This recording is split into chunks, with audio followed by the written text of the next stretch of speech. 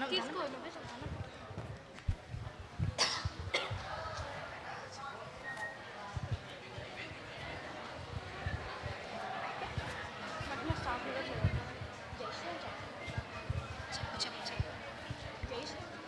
శ్రీరామ్.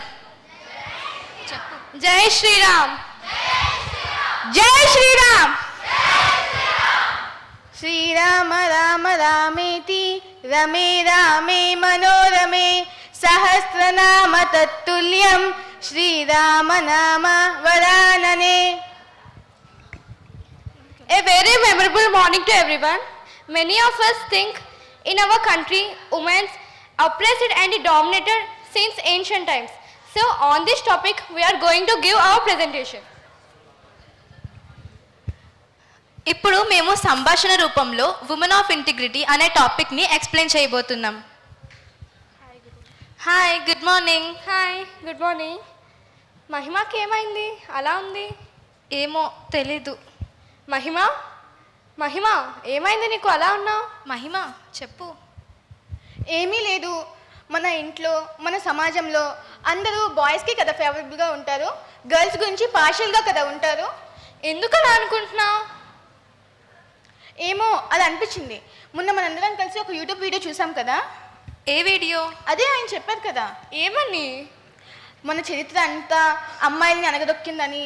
ఇతిహాసాలైనా పురాణాలైనా ఏదైనప్పటికీ చరిత్ర అంతా అమ్మాయిని అనగదొక్కిందే కానీ ఎక్కడ సపోర్ట్ చేయలేదని వినగానే ఎందుకో నా మనసు భారంగా అయిపోయింది. మహిమ, నువ్వెప్పుడూ అలా అనుకోకూడదు. నేను చెప్పింది విను. మన దేశ చరిత్రలో దేవీ నవరాత్రులు అని అమ్మాయిలకు సంబంధించిన పండుగ ఉంది చెప్పు. సీతారాములలో సీత పేరే ముందు పెడతాం, పార్వతీ పరమేశ్వరులో పార్వతీదేవి పేరే ముందు పెడతాం. ఇలా స్త్రీల పేరు ముందు పెట్టి వాళ్ళ ఐడెంటిటీగా మార్చుకున్నారు. స్త్రీలను గౌరవిస్తున్నట్టు ఎన్నో రుజువులు ఇక్కడ కనిపిస్తున్నాయి. ఆయన ఎవరో చెప్పిన దానికి, ఆయన చేసిన విమర్శనకు నువ్వు ఎందుకు బాధపడ్డావు? అవసరమా? అవును మహిమ, నీకు వచ్చిన ప్రశ్న సరైనదే, ఒప్పుకుంటాను. కానీ ఆలోచించే ప్రయత్నం చేయాలి. కానీ ఆ ప్రశ్నలా ఉండిపోకూడదు. మనం ఏం చేద్దామంటే, రామాయణం ఒక ఇతిహాసం కదా, ఆది కావ్యం కదా. మనం రామాయణంలో స్త్రీలను గౌరవించారా లేదా, రామాయణంలో స్త్రీలు ఎటువంటి పాత్ర పోషించారు అని తెలుసుకునే ప్రయత్నం చేద్దాం. అవును, నేను కూడా రీసెర్చ్ చేయగా ఒక అద్భుతమైన క్యారెక్టర్ని చూశాను. తార గురించి చెప్తా, ఇప్పుడు నువ్వు విను. అవును, తార గురించి నేను విన్నాను. తను నిజంగా చాలా అద్భుతమైన క్యారెక్టర్. ఏంటి, తార నిజంగానే అంత గ్రేట్ క్యారెక్టరా? Of course. నీకు తెలుసా, వాలి సుగ్రీవ వీళ్ళిద్దరూ చాలా మంచి బ్రదర్స్. బట్ వాళ్ళిద్దరి మధ్య ఒక చిన్న మిస్అండర్స్టాండింగ్ వస్తుంది. ఆ మిస్అండర్స్టాండింగ్ వచ్చి వాలి ఎలాగైనా సుగ్రీవుణ్ణి చంపాలని అనుకుంటాడు. సుగ్రీవుడు రాముని దగ్గరికి వెళ్ళి, రామా, వాలి తప్పుగా బిహేవ్ చేస్తున్నాడు, వాలిని సంహరించు అని రాముని హెల్ప్ తీసుకుంటాడు. సో సుగ్రీవుడు వాలి దగ్గరికి వెళ్ళి, వాలి డ్యూయల్కి రా, యుద్ధానికి రా అని పిలుస్తాడు. వాలి, ఏంటి విరవేగుతున్నావు, ఇప్పుడే వస్తాను ఉండు అని యుద్ధానికి వెళ్తాడు. అప్పుడు రాముడు వెంటనే బాణం వెయ్యడు, ఎందుకంటే ఎవరు వాలి ఎవరు సుగ్రీవులు అని తెలియకపోవడంతో. సో సుగ్రీవుడు ఓడిపోతాడు. వాలి తిరిగి తన కిష్కింధ రాజ్యానికి వెళ్ళి తార దగ్గర ఉంటాడు. రాముడు సుగ్రీవుడికి అష్యూరెన్స్ ఇస్తాడు, ధైర్యం పెంచుతాడు. ఈసారి నేను ఎలాగైనా వాలిని చంపుతాను, నువ్వు వెళ్ళు అని. అదే ధైర్యంతో మళ్ళీ సుగ్రీవుడు వాలి దగ్గరికి వెళ్ళి, వాలి డ్యూయల్కి రా అని పిలుస్తాడు. వాలి డ్యూయల్కి ప్రిపేర్ అవుతూ ఉండగా Tara, the wife of great warrior Vali and queen of impenetrable Kishkindha, Tara వచ్చి అడ్డుపడుతుంది.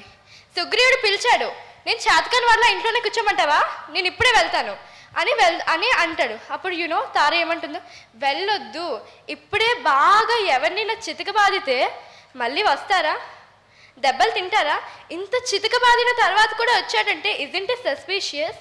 నీకు డౌట్ అనిపించట్లేదా? ఏదో స్ట్రాంగ్ సపోర్ట్ పెట్టుకుని వచ్చుంటాడు. పోనీ స్ట్రాంగ్ సపోర్ట్ పెట్టుకొని వాడు కాదా అంటే, సుగ్రీవుడు ఎదుటి వాళ్ళ స్ట్రెంగ్స్ని వాళ్ళ వీక్నెస్ని అసెస్ చేయడంలో చాలా నేర్పడి, అంటే చాలా స్కిల్డ్. మన కొడుకు అంగదుడు ఉన్నాడా, తన స్పై నెట్వర్క్ అంటే తన డిటెక్టివ్ నెట్వర్క్తో ఏం తెలుసుకున్నాడో తెలుసా? రామ లక్ష్మణులు, ఇక్ష్వాక వంశ ప్రభువులు, అయోధ్య రాకుమారులు వచ్చారు, వారు చాలా బలవంతులు, సుగ్రీవుడు వాళ్ళతో స్నేహం చేస్తున్నాడు అని నాకు తెలిసింది. నేను ప్రాబ్లం చెప్తున్నాను, దీనికి లాజికల్గా సొల్యూషన్ కూడా చెప్తాను విను. సుగ్రీవుడు చాలా తెలివైనవాడు, నీ తమ్ముడు ఇన్నాళ్ళు నీ దగ్గర లాయల్గా పనిచేశాడు, ఏదో చిన్న మిస్అండర్స్టాండింగ్ వచ్చిందని చంపాలనుకుంటావా? తప్పు కదా అని అంటుంది. సుగ్రీవుడిని ఈ కిష్కిందాకి యువరాజుగా ప్రకటించు, మీ ఇద్దరూ కలిసి కిష్కిందాని రూల్ చేయండి అని అంటుంది. కావాలంటే మన స్పై నెట్వర్క్తో కనుక్కొని ఆవేశంతో వెళ్ళకు అని తార ఎంత చెప్పినా కూడా వాలి వినడు, చనిపోతాడు. వాలి చనిపోయిన చివరి క్షణాల్లో రియలైజ్ అవుతాడు, అబ్బా నేను కూడా తార మాట వింటే ఎంత బాగున్ను అని.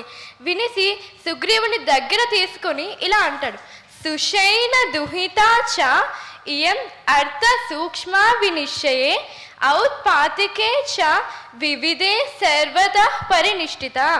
దీని భావం ఏంటో తెలుసా? తార అంటే ఏమనుకుంటున్నావు సుగ్రీవా?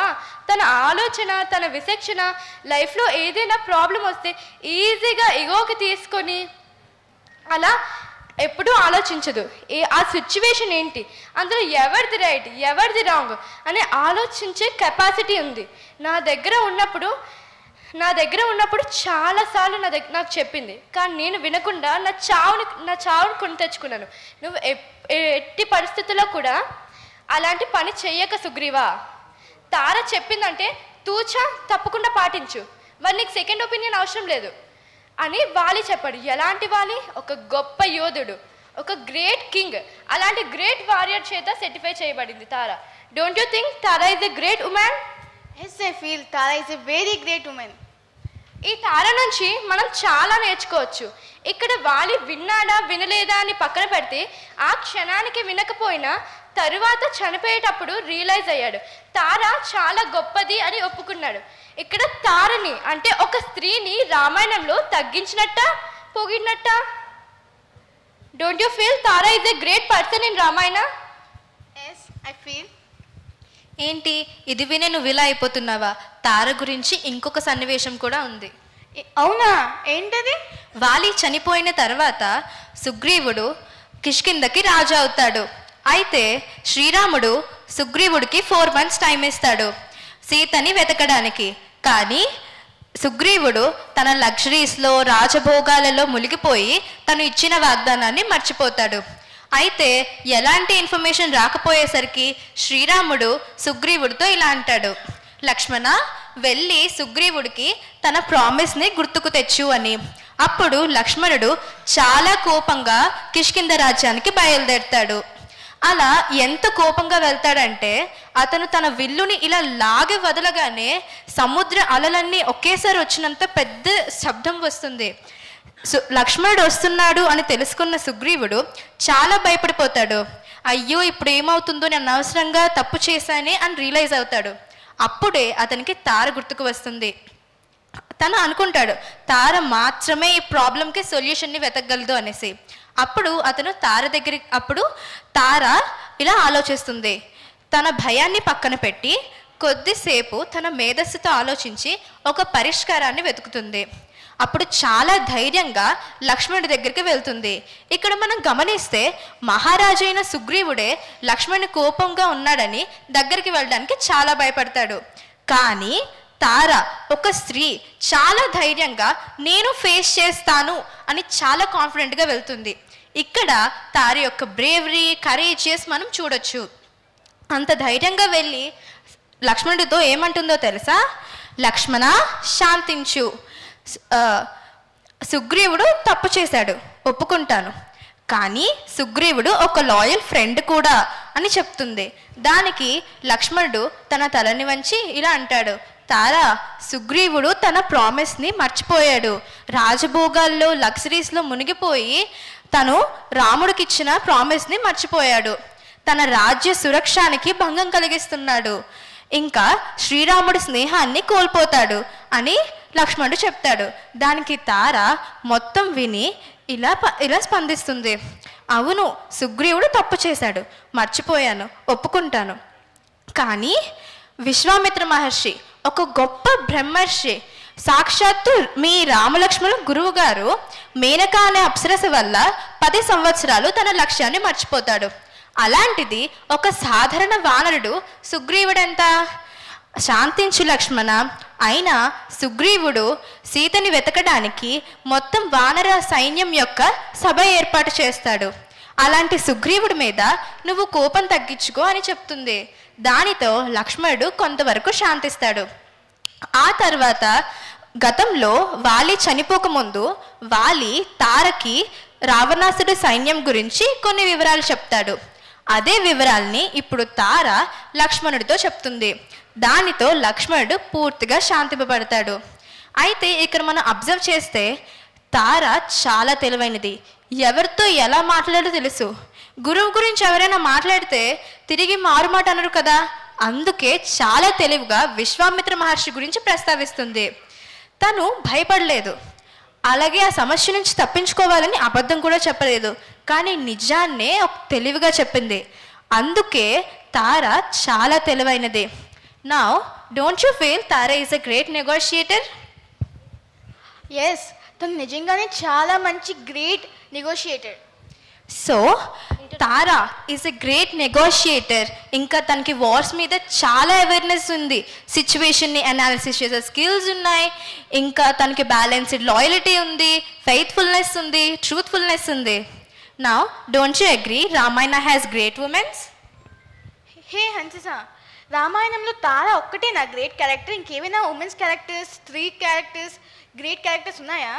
రామాయణంలో తార ఒక్క పాత్రే కాదు, ఎన్నో అద్భుతమైన స్త్రీ పాత్రలు ఉన్నాయి. కౌసల్య, సుమిత్ర, మండోదరి, త్రిజట, ఇలా చాలా క్యారెక్టర్స్ ఉన్నాయి. అయితే నువ్వు అన్నావు కదా మన చరిత్రలో ఇతిహాసాల్లో ఉమెన్స్ని అప్రెస్ చేశారు, డామినేట్ చేశారు, అణగదొక్కారు అని. ఒక్కసారి ఆలోచించండి. అసలు రాముడు అడవికి వెళ్ళడానికి మందర కారణం కాదా? మందర ప్రభావం లేదంటారా? మరి మందరిని ఎవరైనా అణగదొక్కేశారా? లేదు కదా. అసలు కైకేయికి ఫ్రీడమ్ లేకపోతే తను దశరథుడిని ఇన్ఫ్లుయెన్స్ చేయగలదా? చేయలేదు. సుమిత్రకు ఫ్రీడమ్ లేకపోతే లక్ష్మణుడితో వెళ్ళమని చెప్తుందా అడవికి? చెప్పలేదు. సో నాకైతే మన ఇతిహాసాల్లో, పురాణాల్లో స్త్రీలను అణిచివేశారు, అణగదొక్కారు అని అయితే అనిపించట్లేదు. ఇప్పటి వరకు నేను రామాయణంలో హనుమంతుడి గొప్పవాడు, రాముడి గురించి, సీత గురించి, లక్ష్మణుడి గురించి, మేఘనాథుడి గురించి గొప్పగా విన్నాను. నువ్వు చెప్తే తెలిసింది తారది ఇంత మంచి వ్యక్తిత్వం అని. సో చూసారు కదా, మన పురాణాలు, ఇతిహాసాలు ఎక్కడ ఉమెన్స్ని, స్త్రీలని అణిచివేయలేదు. మీకు ఒక చిన్న సంఘటన చెప్పనా? ఇది రామాయణంలో రాముడు వనవాసానికి వెళ్ళేటప్పుడు అప్పుడు రాజ్యంలో ప్రజలందరూ అన్నారంట, రామ వెళ్ళొద్దు వెళ్ళొద్దు వెళ్ళొద్దు అని. అయితే ఆ సందర్భంలో, ఆ టైంలో వశిష్ఠ మహర్షి ఏమన్నాడో తెలుసా? నాగంత్వం వనం దేవ్యా సీతయా శీలవర్జితే అనుస్తాస్యతి రామస్య సీతా ప్రకృతమాసనం అన్నారంట. దీని అర్థం ఏంటో తెలుసా? ఏ కైక, నువ్వు వెళ్ళమంది ఎవరిని? రాముడిని వెళ్ళిపోమను, నాకేం సంబంధం లేదు. కానీ సీత మాత్రం అడవికి వెళ్ళదు. సీతకు నేను పట్టాభిషేకం చేస్తాను, తను ఈ సమస్త ప్రపంచాన్ని పాలిస్తుంది. ఏమనుకుంటున్నావో ఖబర్దార్ అని అంటారట. అంటే ఆ రోజుల్లోనే ఆడవాళ్ళు రాణిగా రాజ్యం చేసేవారు. ఆ రోజుల్లోనే స్త్రీలకు రాజ్య పరిపాలన గురించి అవసరమైన ఎడ్యుకేషన్ ఉండేది అన మన వశిష్ఠ మహర్షి మనతో చెప్పకుండానే చెప్పారు. మీకు మన శాస్త్రాలు, వేదాలు స్త్రీల గురించి ఏం ప్రస్తావించారో తెలుసా? యత్ర నార్యస్తు పూజ్యంతే రమంతే తత్ర దేవతాః యత్రైతాస్తు న పూజ్యంతే సర్వాస్తత్ర ఫలః క్రియాః. మన వేదాలు చెప్పాయి, స్త్రీలను ఎక్కడ పూజిస్తారో, పూజించడం అంటే రెస్పెక్ట్ కన్నా ఎక్కువ, స్త్రీలు ఎక్కడ పూజించబడతారో అక్కడ సమస్త దేవతలందరూ ప్రసన్నంగా, ఆనందంగా కొలుగుంటారట. కానీ ఎక్కడ స్త్రీలు అవమానింపబడతారో, ఎక్కడ స్త్రీలు అణిచివేయబడతారో అక్కడ మీరు 1000 గొప్ప పనులు చేయండి, వృధా, వేస్ట్. ఇది మన శాస్త్రాలు స్త్రీల గురించి చెప్పాయి. ఇది మన పురాణాలు, ఇతిహాసాలు, మహాభారతాలు, రామాయణాలు మన స్త్రీల గురించి చెప్పాయి. ఒక్క విషయాన్ని ఆలోచించండి. సీత లేకపోతే రామాయణం ఉంటుందా? ద్రౌపది లేకపోతే మహాభారతం ఉంటుందా? అసలు తాత లేకపోతే రామాయణంలోకి వానరులు ఎవరో తెలుస్తారా? హనుమంతుడు ఎవరో తెలుస్తారా? అసలు ఏమీ అవ్వదు. కాబట్టి ఈ సమాజంలోకి స్త్రీలు, పురుషులు ఎంత అవసరమో స్త్రీలు అంతే అవసరం. పురుషులు ఎంత ఇంపార్టెంటో స్త్రీలు అంతే ఇంపార్టెంట్. మనం చూడవలసింది యాంటీ మేలా, యాంటీ ఫీమేలా కాదు, యాంటీ ధర్మానా, ఫర్ ధర్మానా. ధర్మం కోసమా, ధర్మం కోసం కాదా? తప్పు చేస్తే అమ్మాయి అయినా అబ్బాయి అయినా, స్త్రీలైనా పురుషులైనా ఒక్కటే, తప్పు తప్పే. అది మనం చూడాల్సిందే.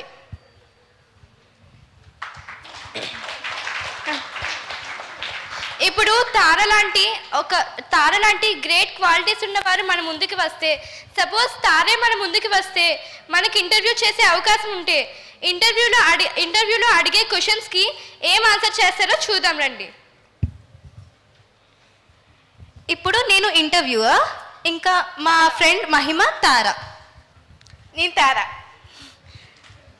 తార గారు, మీరు వాలి చనిపోయినప్పటికీ ఆ బాధని మీ గుండెల్లో భరిస్తున్నప్పటికీ మీ వాల్యూస్ని, మీ ఇంటిగ్రిటీని, మీ యొక్క పర్పస్ ఆఫ్ లైఫ్ని ఎక్కడా వదలలేదు.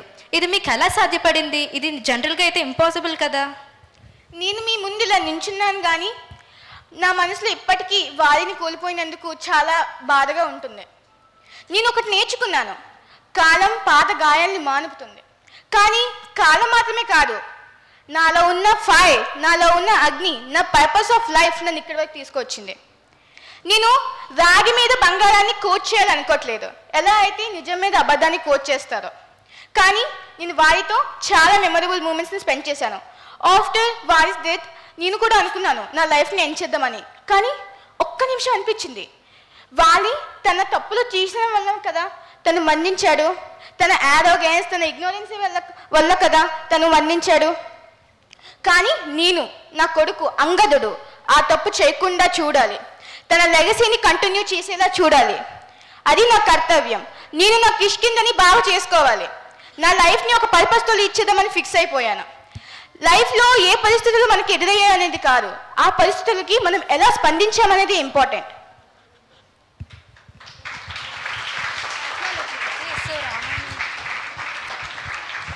సో రామాయణంలో ఒక్క క్యారెక్టర్ నుంచి మేము చాలా వాల్యూస్ నేర్చుకున్నాం. అలాంటిది రామాయణంలో ఎన్నో అద్భుతమైన క్యారెక్టర్స్ ఉన్నాయి, ఎన్నో అద్భుతమైన స్త్రీ పాత్రలు ఉన్నాయి. వాటి మీద మేము చాలా క్వాలిటీస్ నేర్చుకున్నాం. సో రామాయణంలో ఒక్క పాత్ర నుంచి మేము ఇన్ని నేర్చుకున్నాం కదా, అలాంటిది రామాయణంలో ఎన్నో అద్భుతమైన క్యారెక్టర్స్ ఉన్నాయి. దాంట్లో మీరు రీసెర్చ్ చేయండి, ఆ క్వాలిటీస్ ఏంటో తెలుసుకోండి, వాటిని ఓన్ చేసుకొని మీ లైఫ్లో ఇంప్లిమెంట్ చేయండి.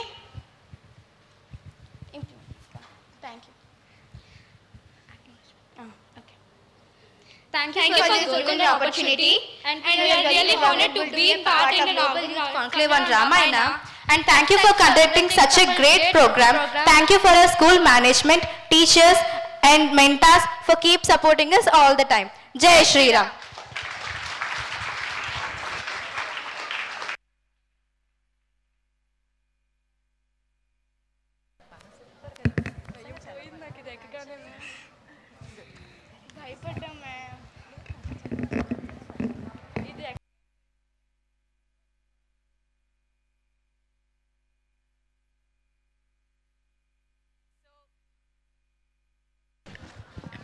తార గురించి, రామాయణంలోని స్త్రీ పాత్రల గురించి అద్భుతంగా వివరించిన ఈ చిన్నారులను మీ కరతాళ ధ్వనులతో, జై శ్రీరామ్ నినాదాలతో ఒక్కసారి అభినందిద్దాం. జై శ్రీరామ్, జై శ్రీరామ్, జై శ్రీరామ్. తార బాగుందా? ఇన్స్పిరేషనల్? ఎస్.